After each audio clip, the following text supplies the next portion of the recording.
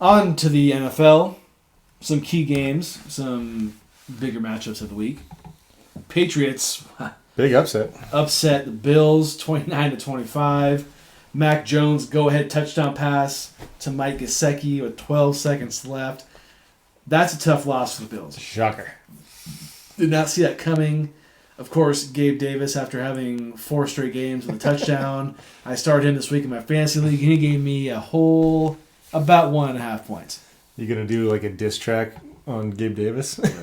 At this rate? I can't. Dude, it's just so hot and cold. I'm not gonna start him this week and watch. He's gonna go off for like 15 points. You know who Gabe Davis is? You remember Corey Davis who used to play for the Titans? He used to do the same shit. He'd have like 3 games a year where he'd put up like 100 yards and a touchdown, and then Every other game was like 2 catches for 20 yards.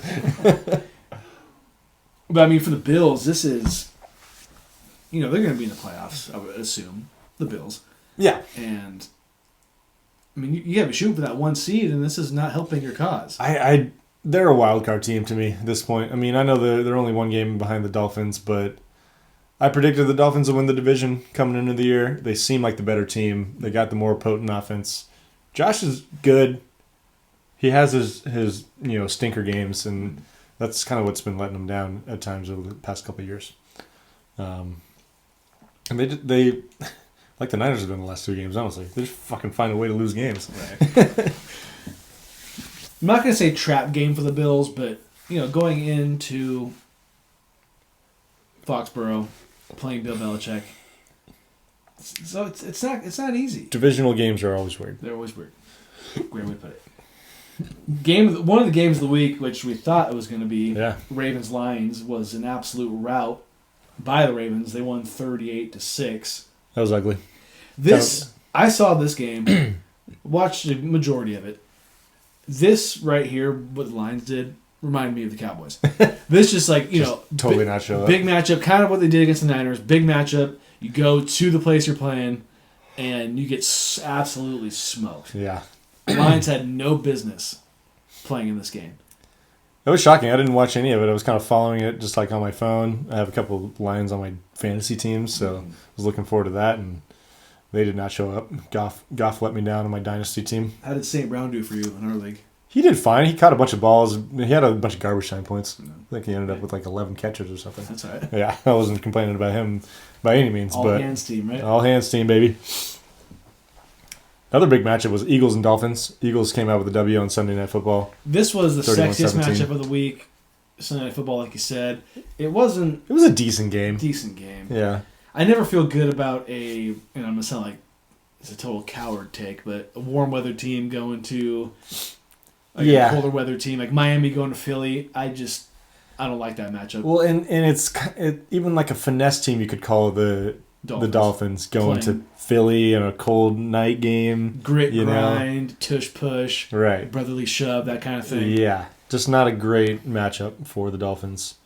I mean, obviously, if they could have gotten it going somehow on offense, they can be dangerous in any game, But the Eagles are they're legit, and they're a tough place to play. Philly is. Philly won this week. Shocker of the week, Vikings beat your Niners 22-17. Yeah. I watched the majority of this game. I was kind of just, the whole time I was waiting for the Niners to figure it out and win the game. Yeah. I thought when it was going to happen was when the Vikings went for it. Well, I believe it was still 22-17. They went for like a 50-yard field goal to try to go up 25-17, which would have been still a 1-score game, but an 8-point difference. I get it as a head coach. I've never been even close to that situation, so I can't say it. But for me, being a person watching on TV, I'm thinking to myself, punt the ball. Yeah. Punt it, pin them deep. They have no timeouts.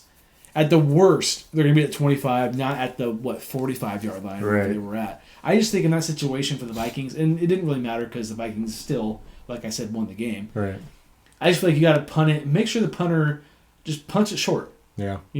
Make sure you guys get there as quick as they can, just in case it rolls to the 1 or the 2, and have the Niners really have a long field to work with because they have to score a touchdown. Right. Yeah, I think. It's tough because you make that field goal, then you regardless, the Niners were going to have to score a touchdown. Yes. So you're defending the end zone no matter what. So I kind of agree with you. Like if it's a 3-point game and they're kicking that field goal, that maybe makes a little more sense. But yeah, I think O'Connell made kind of a couple of questionable decisions throughout the game, as far as deciding to kick a field goal versus not go for it. Yeah. I just didn't like it, and I don't really know what their kicker can do. He's got a leg. He's got a leg. Yeah. But I was like, dude, I feel like you should have to punt it. Yeah. You got to play it safe. Trust your defense. You have the whole game. It's worked out. Try to pin him back at the 5. No timeouts. Right. That's what I would do. Well, I think too, because he had made one from like 55 in the game already, and that one was only like 51 or 2. Mm-hmm. So he's like, well, my guy can make this, and of course he pushes it. And he can't make it. Yeah, he had plenty of distance. He probably could have made it from like 65, honestly. But yeah, I mean, Vikings got the W. Kirk Cousins was amazing, honestly. He played one of the best primetime games he's probably ever played. He got away with one at the end of the half where really the Niners made probably a really bad defensive call going for a blitz on that. I believe it was a 3rd down. I kept hearing about that play, and I think that was when I was not watching the game. Gotcha. And they scored a touchdown on that play? Yeah, so it was like 10, 15 seconds left in the half.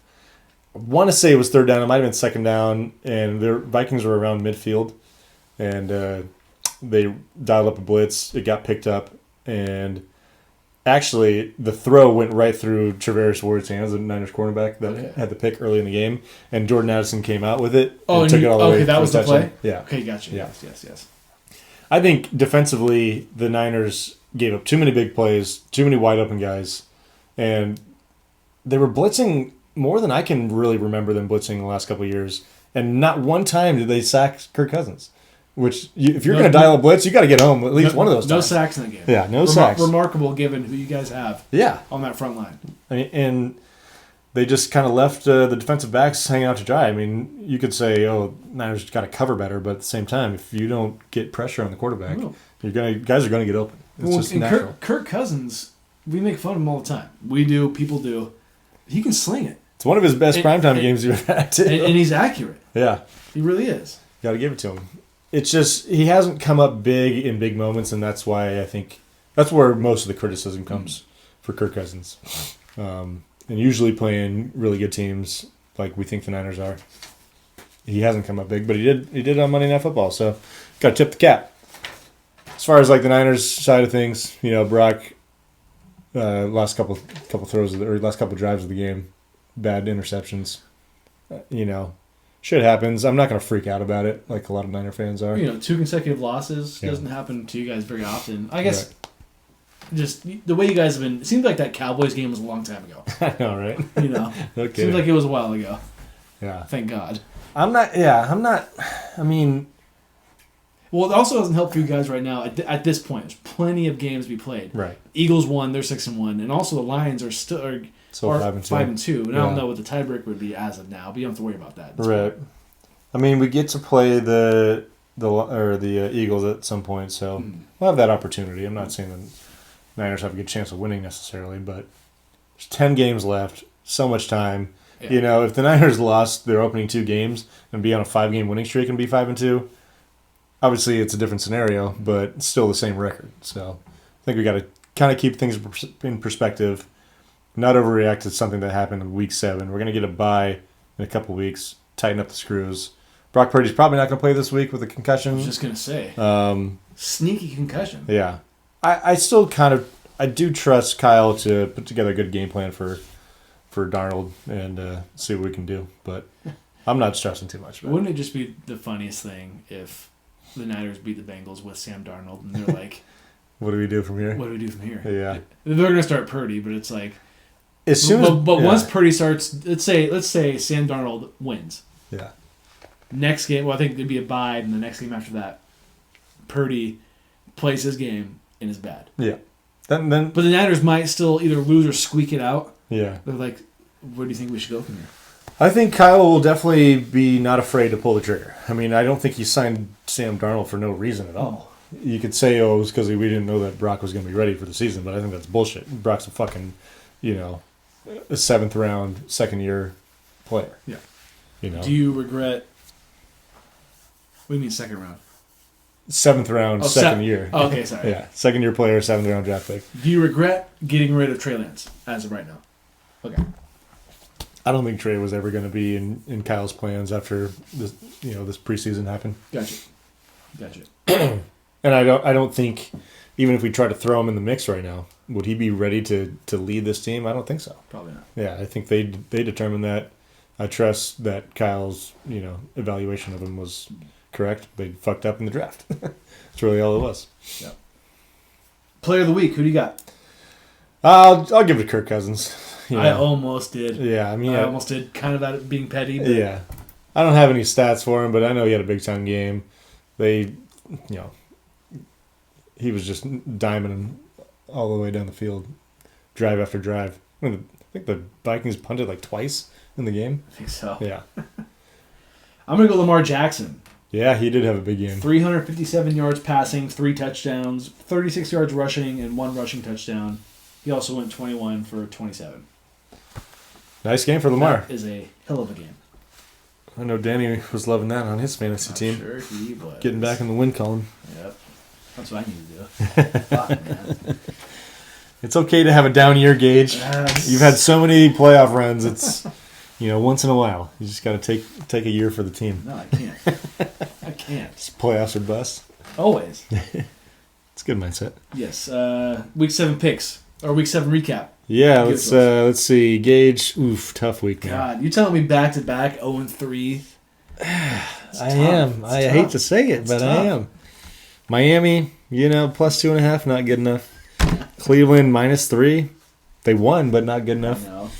Detroit, +3. Definitely not good enough. That was far and away. Yeah. 0-3. Sorry. It's okay. Gage. It's okay. Myself, I did go 2-1.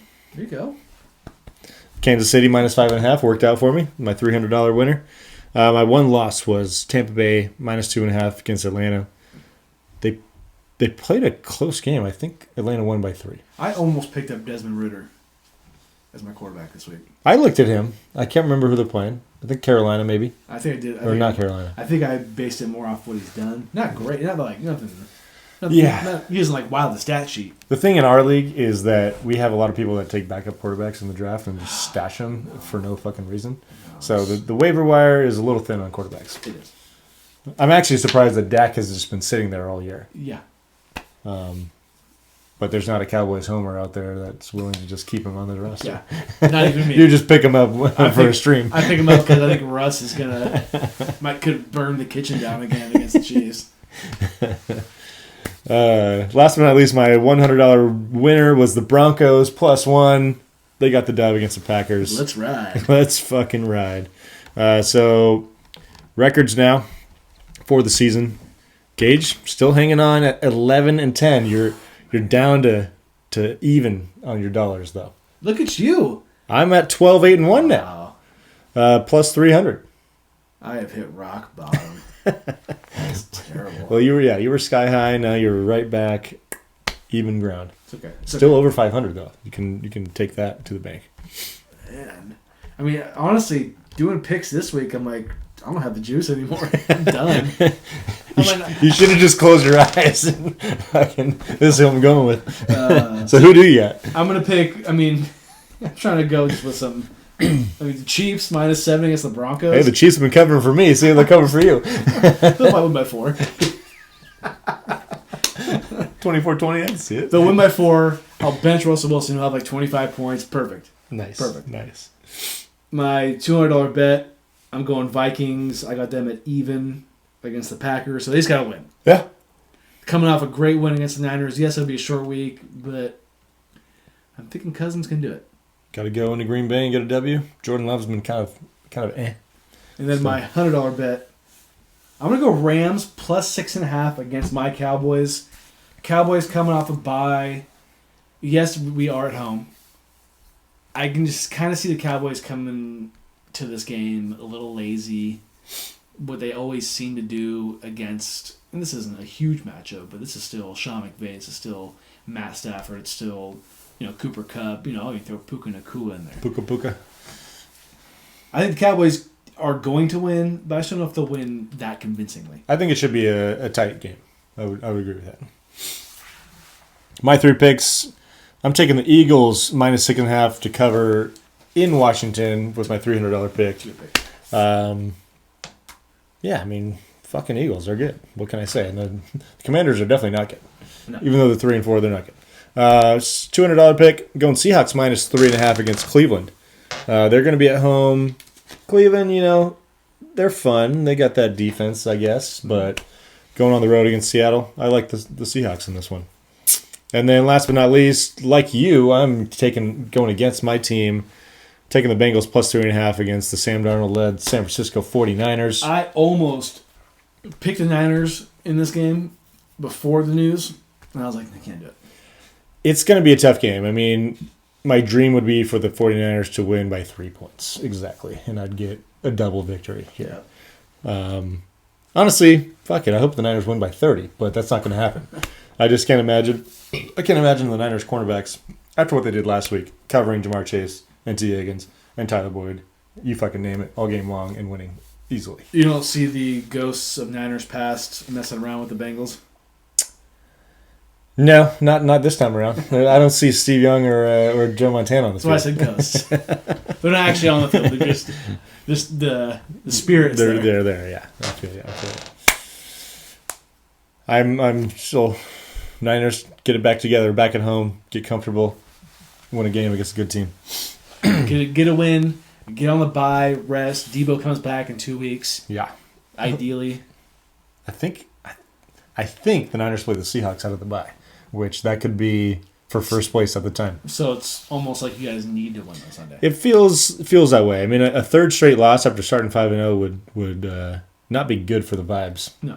And you guys can beat the Seahawks, but yes, division games are weird, like we always say. The Seahawks they're kind of sneaky right now. They're just hanging in there. You don't like them, and I don't blame you. No, it's a Pete Carroll effect. It's a Pete Carroll effect. He's drafted well. They have some pretty good defensive backs. So, and Gino's doing his thing. I wish I could have him, but someone's probably dishing him on their bench. I know there's so many playable quarterbacks just chilling on people's benches over there. Trade bait, yeah, okay, bro. I'll give you Anthony Richardson. I swear, he's gonna come back. They're gonna drop him eventually. There's gonna be buy the. I heard the term "buy again," which was kind of last week because there was like 5 teams on the bye. Yeah. But there's gonna be bye weeks. You're gonna have to drop some quarterbacks, guys. It's gonna have to happen, and girls. It's gonna have to happen. Girlies. So